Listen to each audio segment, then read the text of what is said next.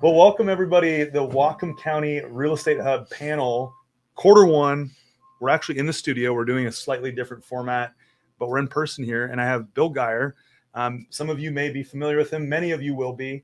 But Bill, for those that don't know you in the Whatcom County Real Estate Hub, who are you? And tell us a little bit more about yourself. You bet, Leo. Thanks for having me here today. It's a pleasure to speak with another professional in the industry and knows what's going on. For background for folks, Bill Geyer, a resident here in Bellingham. I've been in the profession, the planning development profession, for about more than 40 years. I have a private consulting company, Geyer and Associates. I also own a small residential development company, Tembe LLC. For those of you who have ever driven on Barclay Boulevard between Lowe's and Barclay Village, well, I was one of the three people that helped pay for constructing Barclay Boulevard. Yep. And in part of that, then we built a subdivision next to it, Barclay Meadows and Barclay Grove. We built those. And so I've built about 110, 115 homes here in Bellingham. But the bulk of my work is consulting work with folks, entitlements, putting projects together, getting them approved through various approvals, whether it be county or city, or in some cases appeals through court. I've done expert witnessing in federal district court in Seattle and many superior courts up and down the northwest portion of the state of Washington, and many counties and cities hearing examiners in the state legislature. So about $550 million total of investment has occurred from my clients from various things that we've done. So I've been very actively engaged. I am certified by the American Institute of Certified Planners, and about 6 years of my professional history was as the Director of Planning and Development for City of Bellingham. And since 1991, I've been in private practice, and I've had the benefit of working with many of the associates and the brokers that are in the local real estate organization, and many of the graybeards and some of the young folks. So it's a very encouraging, very fun environment. So you've had a great progression from understanding the inner workings of how planning and permitting and zoning and that whole machine, right? Works to then flip on the other side to guide others and also do it yourself. Tell me a little bit about how has that helped you in your private, on the private sector, on the other side? Sure. For about 15 years in the public sector, beginning in Ohio, where I came from, went to school at University of Cincinnati. Go Bearcats, for you football fans. And then out here about 6-7 years, as I mentioned, City of Bellingham. But yes, that public sector experience very clearly showed what the consequences are of making either broad-based policy recommendations or project-specific decisions to help something move forward, and equally writing various ordinances and code to know how it can help a project move forward. That was very important to understand. But equally important became into the private sector of then running projects, because the key thing, and I've said this to many people, they know my bias, the people in my profession, the planning profession, by and large, there is a very clear school of thought, depending upon where the individual attended school, either undergraduate or graduate. I thought you were going to say Cincinnati or University of Ohio. I'm coming to that. Yeah, okay, you're into that. Yeah, okay. But I'm coming to that. Most of the schools west of the Mississippi have a very strong either environmental or a control component in their education. Okay. Certainly Washington, Oregon, and California have that a lot. Arizona to some extent, lesser amount in Texas. Those schools that are east of the Mississippi, at least in the Midwest, not the New England states, and the like Oklahoma and then down to the southeast, those planning schools have a different approach. My background in educated at the University of Cincinnati, since Procter & Gamble has its world headquarters there, one of the most capitalist companies in this nation's history. Right. So that spooled out into our education, where you had a very strong education in economics, as well as why were you doing things and how did you get it done? And that contrasts with a lot of the West Coast planners, because they're looking at it pretty much in an entitlement. What's happening on this permit today and the rest of the project is not within their field of view. Lack of bigger picture. Absolutely. Yeah. And for the realtors that we're talking to today, it's very much a different perspective on the agency's personnel's part versus what the realtor is doing to serve their client. Right. And some people will unfortunately come to a conclusion that immediately says we are competing, we're combating, and we're going to lock heads. You can't come into it that way. You have to at least understand the different perspectives that each one of you is coming from, there is a middle ground. And we'll talk about that a lot here this afternoon. But that's a key thing that I have observed in the profession. Just purely education. Purely education and their frame of reference. So you mentioned something that really got my wheels turning, which is we've talked about communication. You don't have to agree with everybody, but you have to get things done. Yes. So let's talk a little bit more about how important communication is, and what are some steps for you as a consultant at this point that you use to filter or analyze, this is how I need to communicate with this person. You can still be firm, but you can be a little bit softer on the approach, or this person needs directness, or how do you gauge that as a consultant? Right.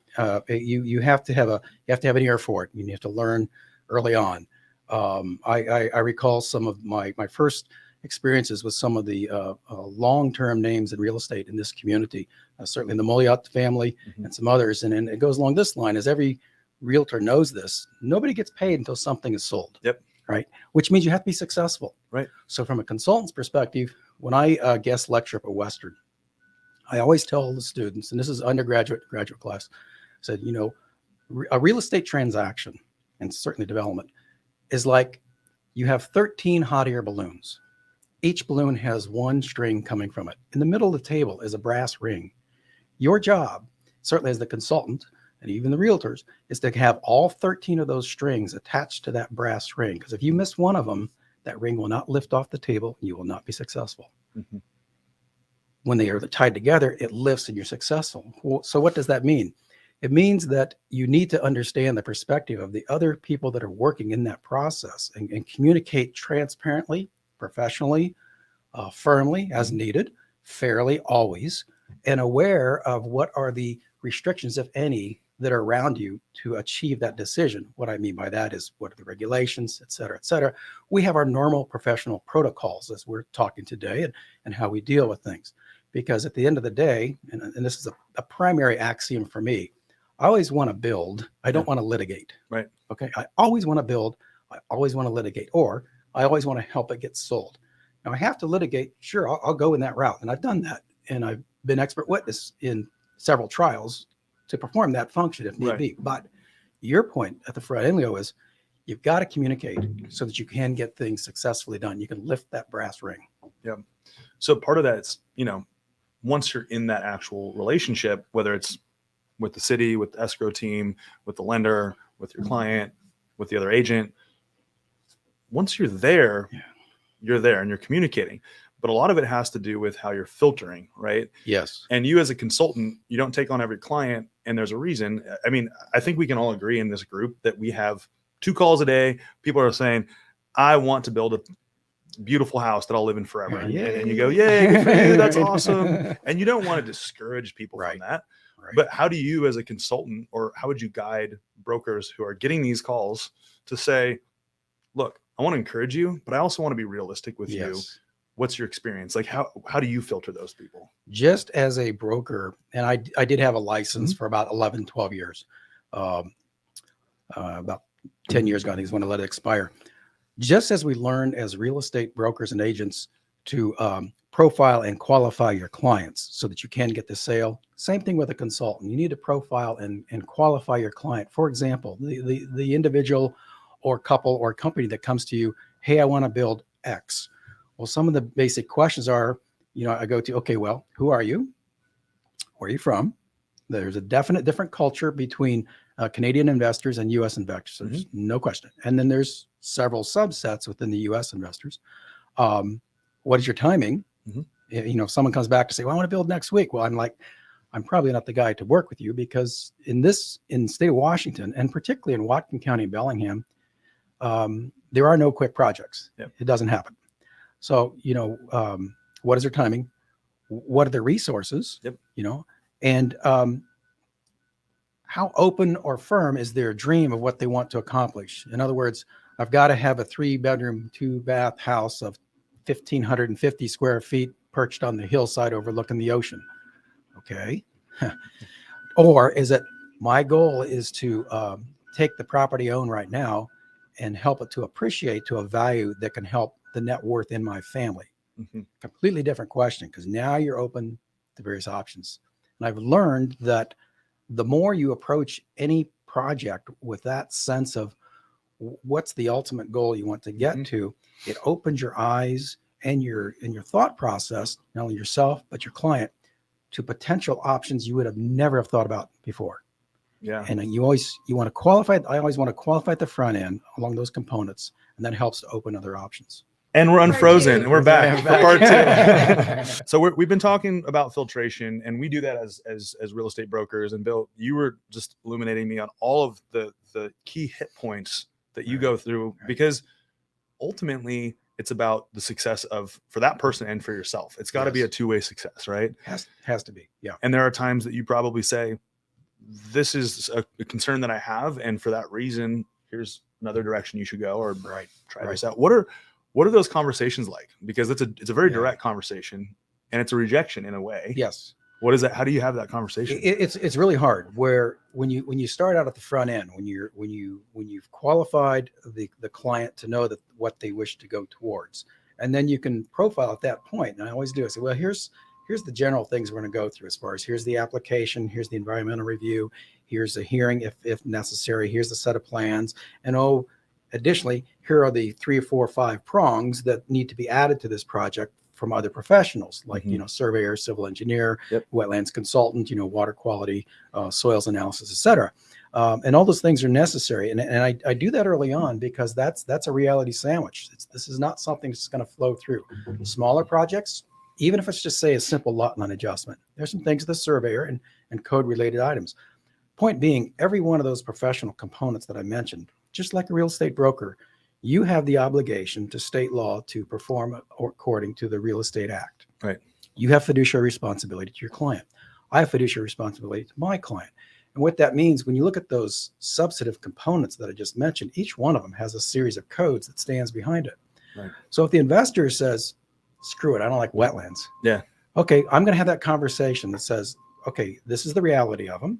This is how you work with them. And here's opportunities that creates value for you if you proceed in this fashion, but also here are hurdles. And some of these hurdles, quite frankly, you won't get over. Yeah. You won't accomplish it. A most direct example would be someone wants to take an existing stream, put it in a culvert that's 100 feet long, and the stream disappears. No, that was long ago, 35 years ago, done away with for a number of reasons. Other parts of the country, go forward, try it. Whatcom County, Bellingham, Washington, no go. So when a client has that sort of proposal to me, and I have to have that direct discussion, that's not going to work, and here's why. Now, here's what you can do, and here's your risk, here's your reward, and your cost. Yeah. And by the way, here's the jail time too. Yeah. Okay. Totally. So that's how the conversation goes at the front end. Not to say that don't do it at all. It's to say, be aware of this risk. Now, as we go through the design and change the site plan, move things around, have a better views of where the buildings are, here's then the reward that'll come out of it. And for example, with that stream, you design around the stream so it becomes amenity into the project that you're doing, regardless if it's a single house or if it's a subdivision. So those hard questions come up at the front end. And I really want to know how the client's going to respond. If their response to me is stiff arm, easy, then I'm like, okay. Wait, money? You want me to give you? Wait, what? Yeah. You want me to sign the retainer? Yeah, exactly. Yeah. Right, exactly. But that tells you a lot about them. But if they're business-like and saying, okay, I can still see that I can get to what I want to do. All right, okay, Bill, lay out those steps for me. Give me that schedule. Give me that critical path. And that's typically how it goes. And then, okay, what's the cost to do that? What are the fees involved? Who are the other professionals to come in? And how will we get to this? But if you can't get past that first hurdle of someone that's denial, right? The project's not going to go forward. And I politely say, well, maybe you need to pursue someone else. Resale. Yeah. Here's some other names to pursue. Here's some brokers that I've worked with. I'm sure they'd be glad to list your property. So we talk through those things, and we also talk about, if they take these steps, what is the potential uptick in value of property because of various permits or entitlements they've secured. Well, and it's so important to filter those people out. And it's not necessarily because you don't want to encourage them to hit their dreams or goals, but you also want them to be successful, and you want to be successful, right? Because you're not just in it for money, you're in it for progress and for accomplishment, for like completing things, right? And so on the flip side, you have this experience in the brokerage world, and so you understand how sales work. And so when someone comes to you and says, I'm thinking about selling this project or I'm thinking about developing this, you do have that eye into the brokerage world on sometimes we have to project what can be. Right. Right. But then there's one thing that we experienced together was how much you had done to make sure that everything that we were projecting was there. Right. With the State Street Right. townhomes. Right. Now, when you're meeting with somebody that's looking to sell their property, and I had this conversation today, hey, this could potentially be X amount of lots. Mm-hmm. What do you recommend to a broker that is consulting a seller? And they say, I think we can do this. I think this is worth that. And let's talk a little bit about what are your recommendations as a consultant to a real estate broker that's looking to sell this, not just to project it in the best light, but to get to closing. Right. There's kind of a balance, right? There is definitely there is. And there's 3 steps that must occur. Research. Yep. Verify. Yep. Document. Right. For example, broker comes to me, client has 5 acres, wants to do XYZ. Okay. Research. Confirm for me, Mr. or Ms. Broker, the parcel, its location, its acreage, any pictures you have, any topography information you have, anything else, anything all, research that. If you don't have it, give me the info and I'll source it out and fairly quick. Verify it. Yep. Because I could tell stories where when you look at various things online, the published information, for example, the elevations, I had one project that I built where the published information said that the sewer line was 3 feet higher than what it really was. Well, I went out there with my contractor. We popped the lid off the manhole, put the grade stick in there, lasered it in. Lo and behold, that 3-foot difference is what enabled me to buy 9 lots and build 9 homes because nobody was going to touch that. In fact, when I approached the broker to say, here's my full price offer, he was really surprised. It'd been on market for a year and a half. Nobody put a grade stick in the hole. All right. So verify the information. Yep. And then once you've verified it, document it. However, we're fortunate today, different from when I first started, it was all hard copy. Well, now everything's digital. Right. So, research, verify, and document.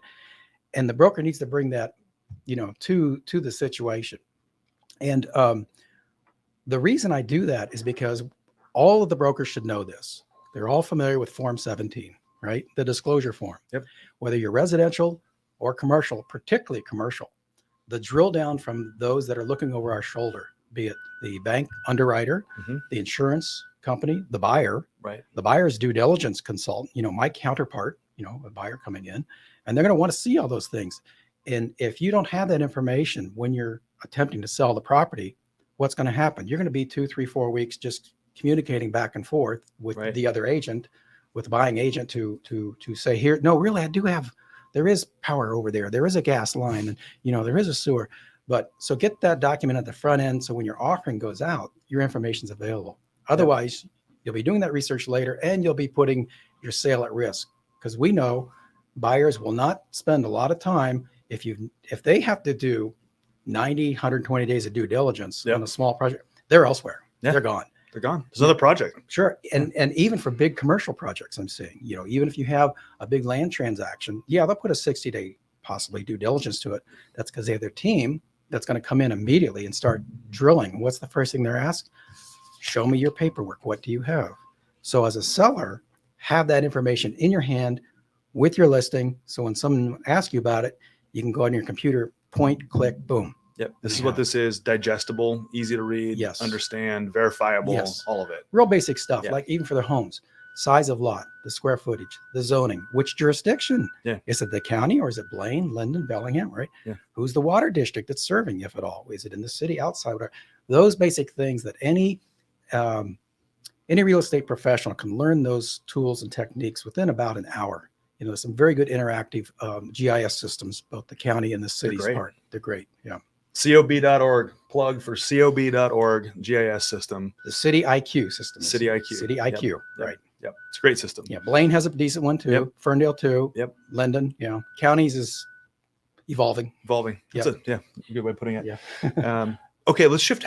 I want to shift a little bit to, we have this big revolving phrase, housing shortage, inventory crisis, and we're about 1,200,000 homes in the whole nationally, right? Yes. And I don't think Bellingham is necessarily contributing or is contributing to that deficit. We could say is not helping that deficit. Correct. What are your thoughts on our local housing crisis? What's happening for those that are maybe broadly aware but not specifically aware?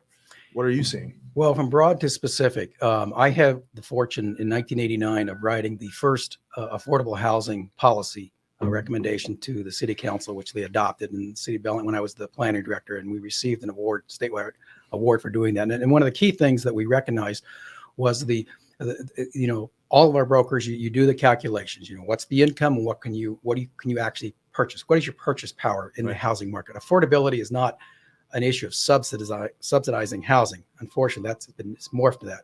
Affordable housing is whatever someone can afford to pay, according to those underwriting guidelines. So in 1989, we looked at the relationship between income in this community at that time versus the median housing price, and then 10% either side. And one of the takeaways was the income in Whatcom County and Bellingham was 10% less than what was being earned in Skagit County. Okay, so that was a thing that we saw. Okay, is that structural or not? Well, as we began to compare that again, and there's been 3 affordable housing task force reviews since that point, all at the same analysis. Well, structurally, what's happening is where the income should stay on par with growth in housing pricing, it has not. It has begun to diverge even further. So we have a structural problem in our community. It's changed of late because of the increase in number of jobs in the manufacturing sector and the transportation sector. Those wages have started to come up. However, there's a structural problem that does not have a sufficient income for the cost that we're having to pay to produce our housing. So the first part is job generation, and the things that have occurred regarding Intelco and Cherry Point has not helped that situation. Okay. But now when you look at the cost component, that is one that's a major, major impact. Today in Bellingham, it costs $30,000 to $32,000 to get just a piece of paper to allow you to build one house or one unit. Yeah. We call it the $32,000 permission to put your shovel in the ground. That's real important because in 89 and then subsequent years, and as we know in the private sector, you have a bill of materials, right? To build this house, you have X, and X is everything hard, and Y is all the soft cost, and Z is all your permitting and financing and everything else. You add all those up, you have a dollar amount that's your cost. Well, of course, you have to sell at a profit, right? And so if these costs continue to go up, it continues to push the price point that the market will bear. Well, what's happened though, that price point gets competing against what the income is. And if the income can't support this, you get out of whack. And that's what's happened structurally. That's the first point. We're not maintaining income. We're not doing things on a policy level to generate jobs with high enough income to match up what we're costing in the housing. The bad part over here in the cost containment, one of the big components is land supply. I lay at the feet of our local government our problem with land supply.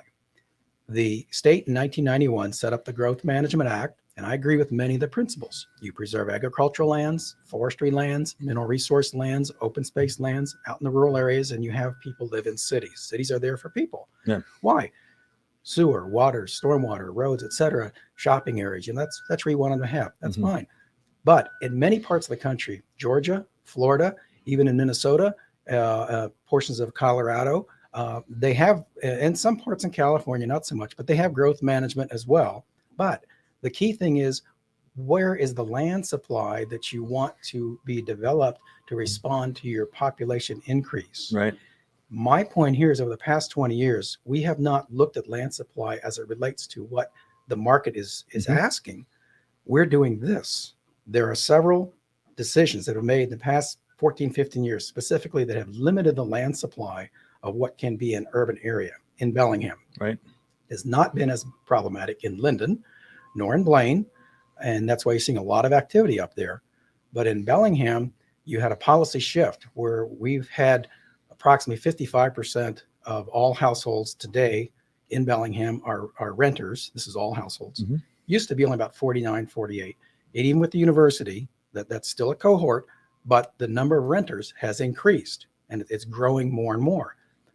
Recently, about 9-10 years ago, the The policy that's in our comprehensive plan gets adjusted every 7 years, flipped, where it used to be responsive to the market to say we have X single family. There's a mechanism in place. There's a mechanism in place. Yeah. Yeah. So you have single family and multifamily units that you want, and you have enough land to complement that. But what has happened, that policy shift. So now the goal is for 75% of the units produced in Bellingham should be multifamily. You've seen that graph too of the, Yes. it's the permits pulled multifamily overtaking single family by a Drastically. Yeah, It's a 3-to-1 ratio. Yeah. And so people that want to come here and be in a single family house for resales, if there's a house out there, yeah.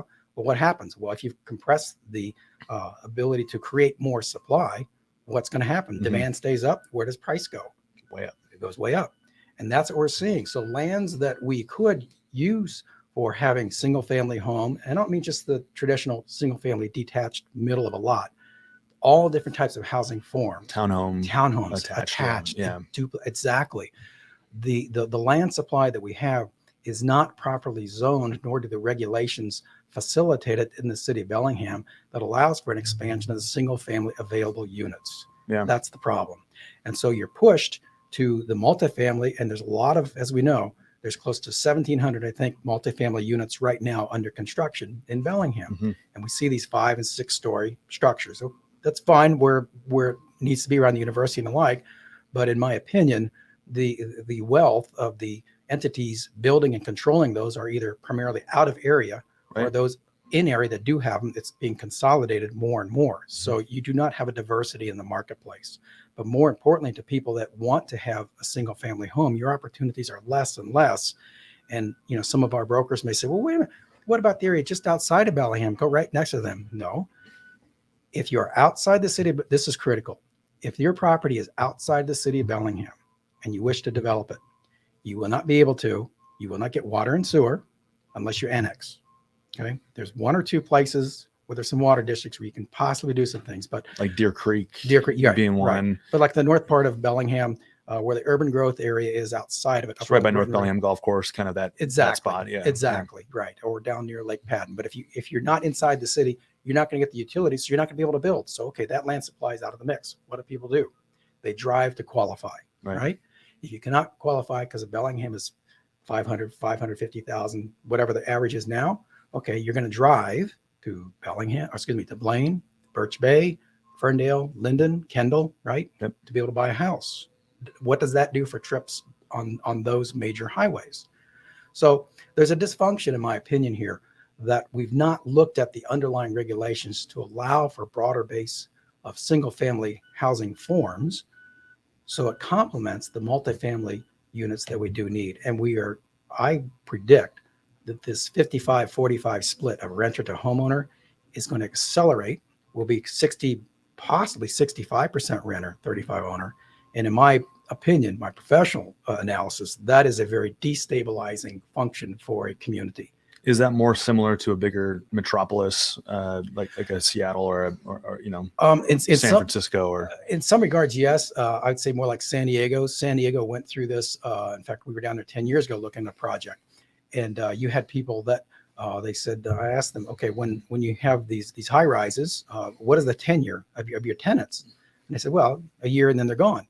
I said, what do you mean? You mean someone just moves here and they're gone in a year?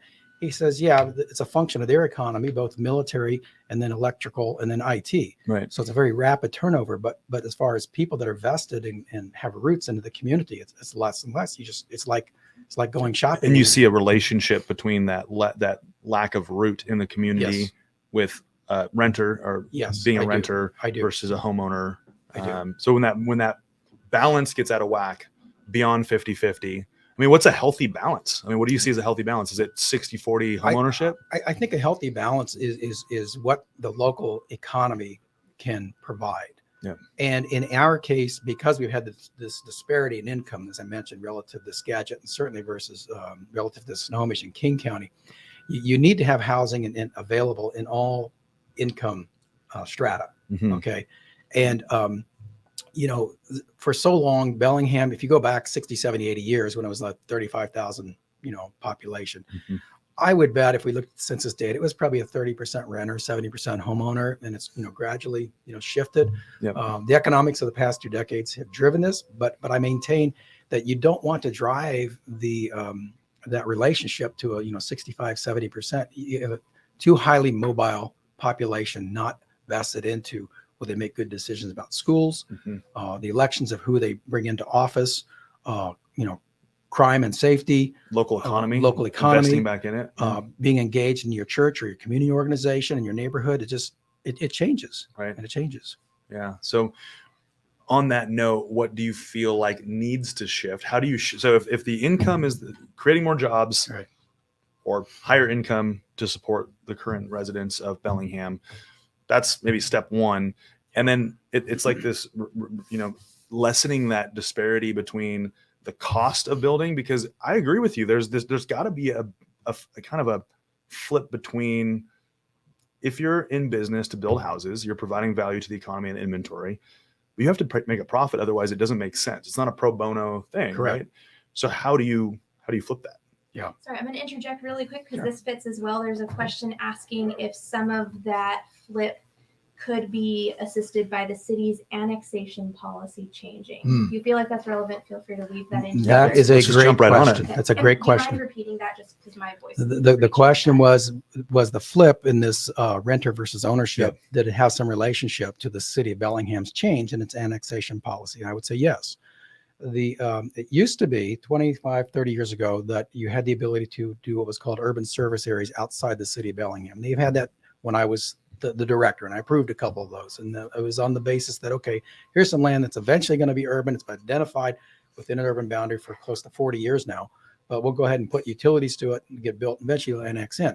So it was a way to ease in. But it's better, in my opinion, that you actually annex the property, bring it into the city so it's managed by one unit. It's a lot more efficient for the property owner to move it through the review and all the regulations that apply to it.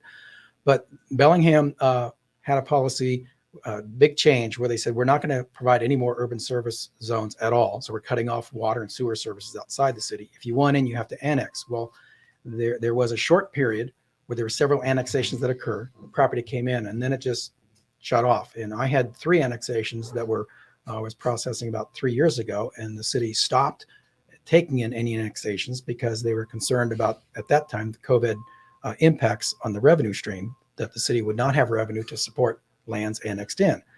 Well, so they just stopped all of them. Lo and behold, the actual revenue stream to the city of Bellingham over the past 2 years has been up. Yeah. Interesting. So they've opened the window back up. So the question, and then the solution, the question is, do we have enough land? Because that's what annexation is about. Right. If the policy is out here saying, here's our urban growth boundary, which the county council by law adopts in conjunction with the city council, but you establish this outer boundary around the city based on your employment and population needs. And it's a fairly straightforward process.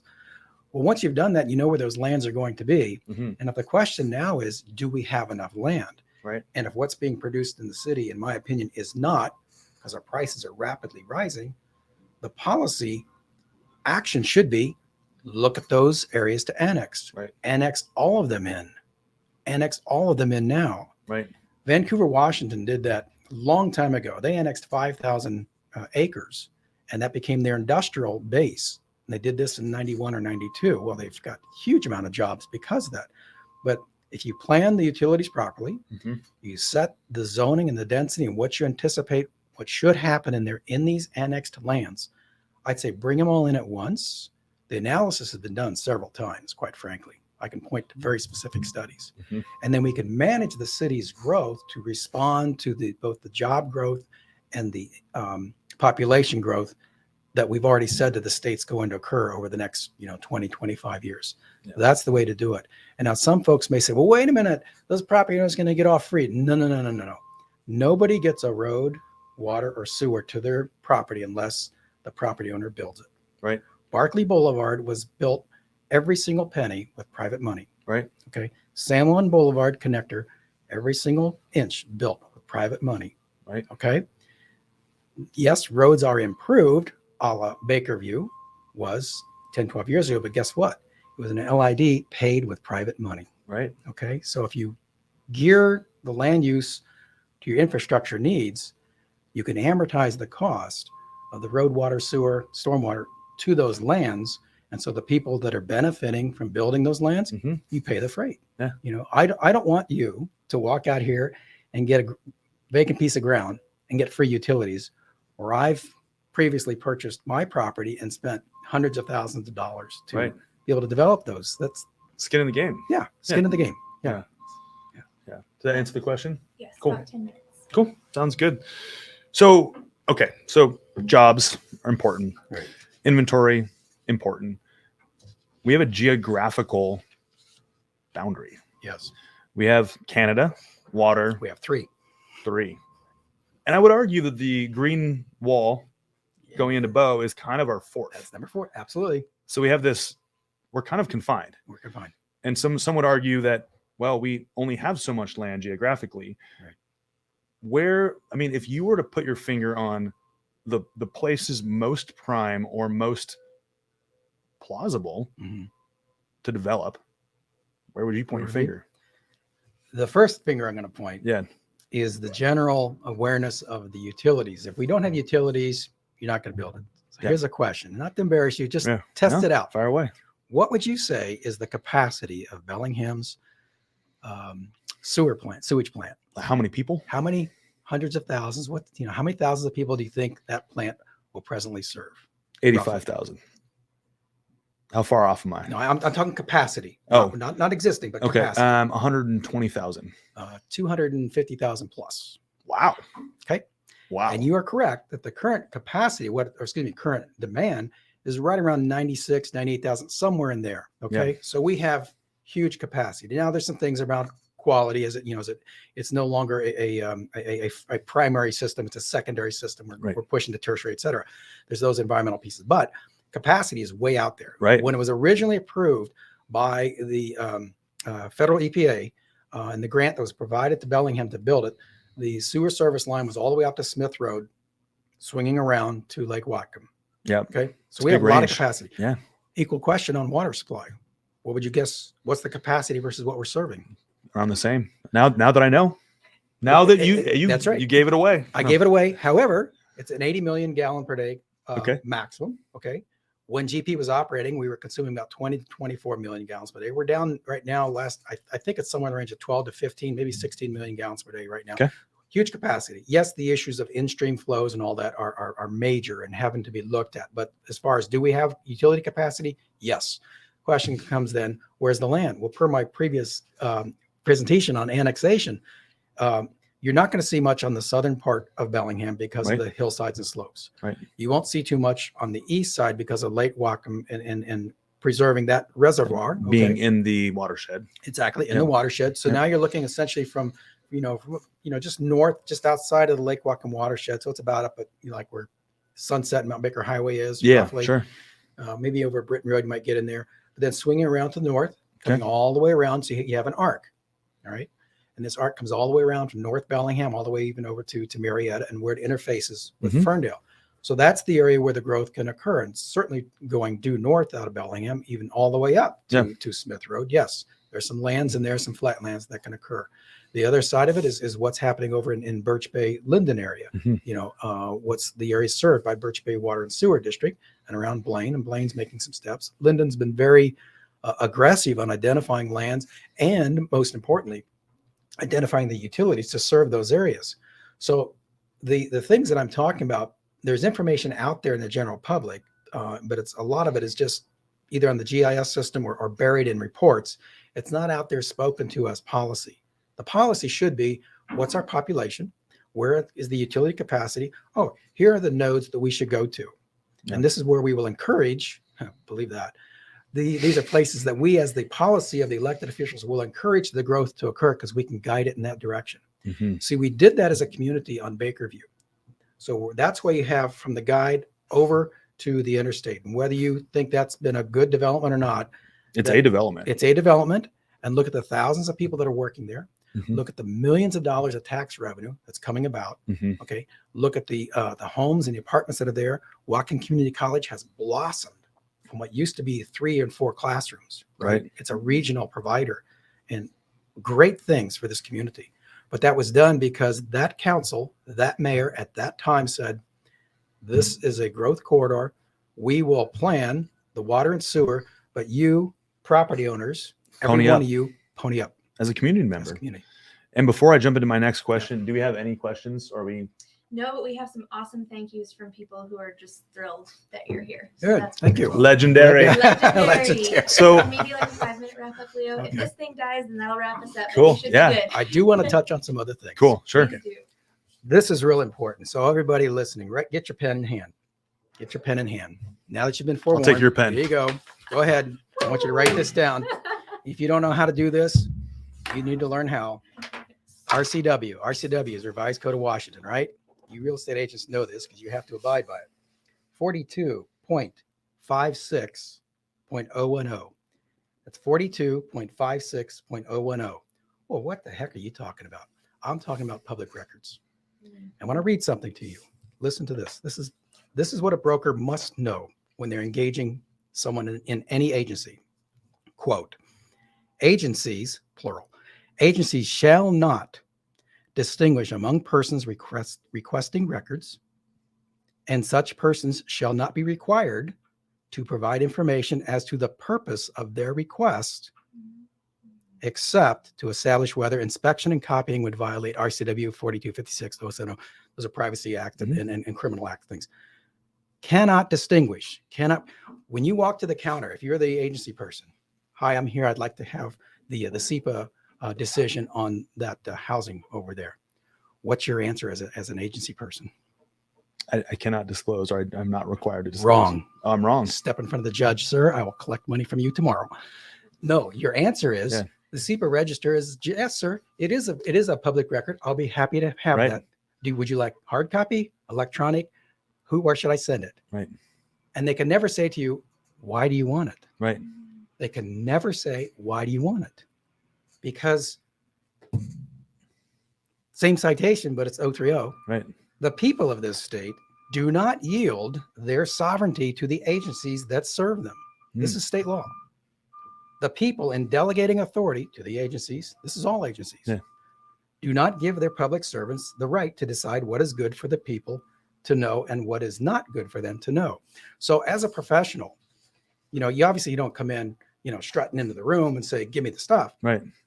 But this professional exchange of, I'd like the information, please, on such and such. Can you confirm the zoning, or can you provide that wetland report, or where do I find this? The answer should be, we'll be more than happy to help you. Right.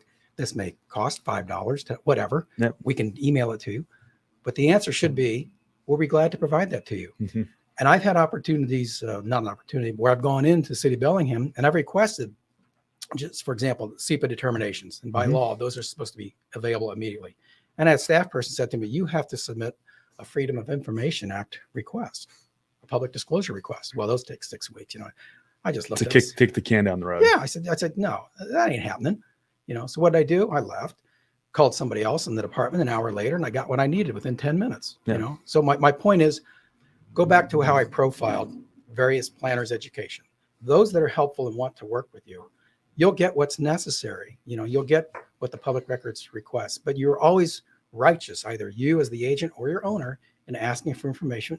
Be polite, be clear, know pretty clear what you're asking for. You can't just say, give me everything. That doesn't work. But when you're dealing with that communication, like we deal daily in our transactions to get to a solution, treat the staff the same way, but know that you really have that authority to clearly receive what you need to have. And if it's massive, maybe you will have to wait for a while. It's just nature of the beast. But if you're dealing in a transaction fairly, transparently, you should be able to get the information. And there's so many times I've seen people that they get stymied so often when they go to the agency, and they get frustrated. Well, they give up. They give up, and they say, "Oh, those guys are clowns. Oh, they're just..." No, they're not. They're doing their job.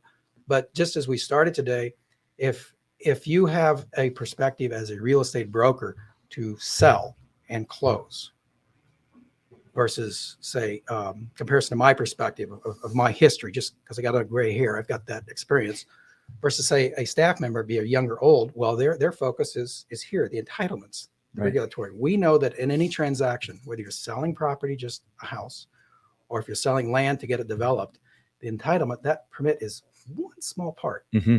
The agency people, most of them don't have a frame of reference outside of that one small part. Mm-hmm. Some of them learn over the years, but until you've signed the front side of that check or had to sit in the box in front of a judge, you quite frankly don't get a great appreciation of it. Right. The worst thing that I ever heard in this county was in a lawsuit that a client took against Whatcom County for denial of a permit. But in a deposition, when asked, the staff members were asked, how does the U.S. Constitution provisions for property rights play into your review? The response was, we don't have to consider the Constitution. Wow. We don't have to consider the Constitution. That had a pretty big impact when we won the case. Right. I'm sure.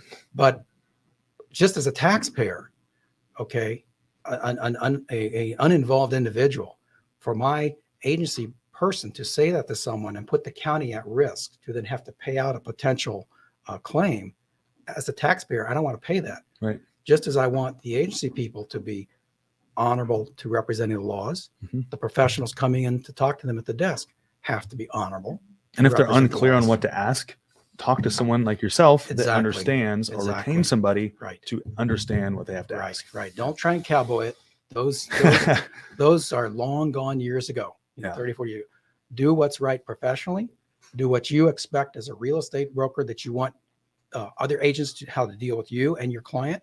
But also, the last thing I'll say is stay in your lane. Mm-hmm. Stay in your lane. And what that means is I don't go out and do professional engineering work because I don't have a PE behind my name, right? And I'd be brought up on charges if I did. Real estate brokers should not go out and say, I'm a wetlands consultant. I can tell you what there is, or I'm a surveyor or whatever. No, stay in your lane of what you legally can do. Yep. And as a broker, a lot of those fiduciary responsibilities have been defined in the broker representation Mm-hmm. form, right? Specifically tells you how to operate. Well, it's for a reason.